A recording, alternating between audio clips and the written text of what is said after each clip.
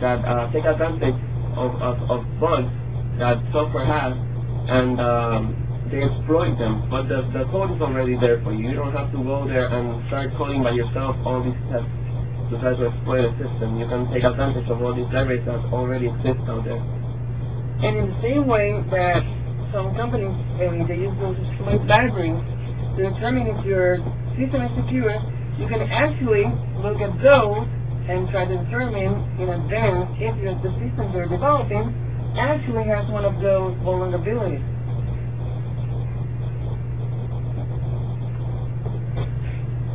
And some unexpected behavior, as Gerardo told previously, actually what most people do when they're looking for security risk is that if the code doing what actually was supposed to do. And sometimes when we do a test case and we test if it is doing it correctly, sometimes I would say that the test is fast and we just continue with the work. Sometimes there might be some events that might happen on the background that actually the user is not seeing, like writing a file, opening a network port that would allow access to other people to into your system. And it says there, it actually it might happen repeatedly during testing, and that is just something that the automated tools might not look for. If you're using an automatic tool, you might use it to determine if the code is working as in what it was supposed to do in specifications, but those things might happen inadvertently. Another thing is like when the software shows an unexpected behavior, it doesn't necessarily mean, so it doesn't imply that the software is unsecure or the system is unsecure.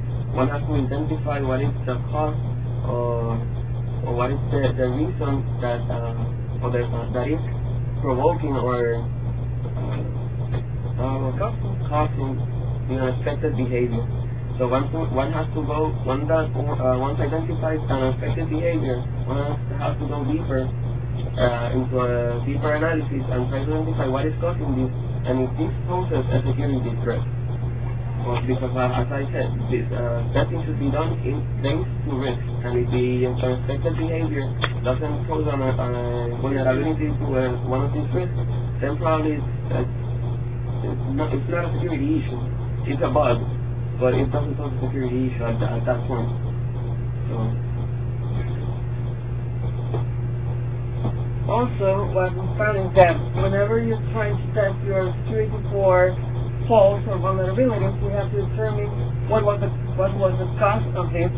If you know which was the cause, then you will be more able and you'll find a suitable tool that will help you to correct that incorrect behavior. Sometimes there might be some symptoms that actually might tell you that there is a security risk or there is some bug. Sometimes the problem is coming is that the system is not doing what it was intended to do. Somehow it's crashing frequently. And those are the symptoms that you have to look for. And also that you have to determine which technique of the previously mentioned is the one that is more suitable for assessing security of the software. Sometimes if you see that there is a vulnerability or a risk, and if you think that it is related to access to the database, then you have to use tools that would help you determine if the database is secure.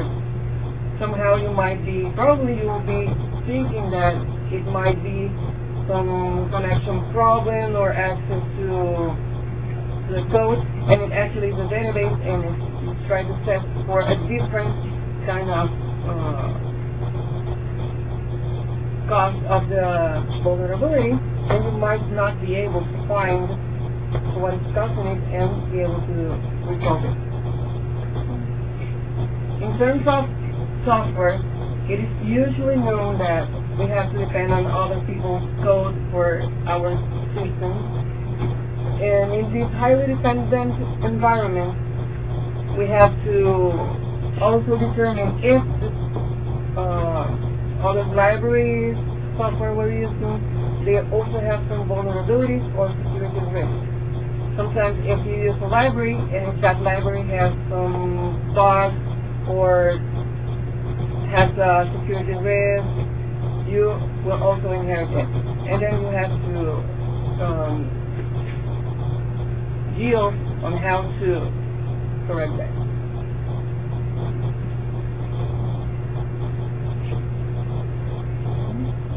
In terms of security risk, we also have to think ahead of what the user might be answering. Sometimes, if we do not write the code correctly, the user might answer some reserved words or might use it, and if we are not validating the data, we're filtering what the user is providing as an input, we might have some problems in terms of unexpected behavior.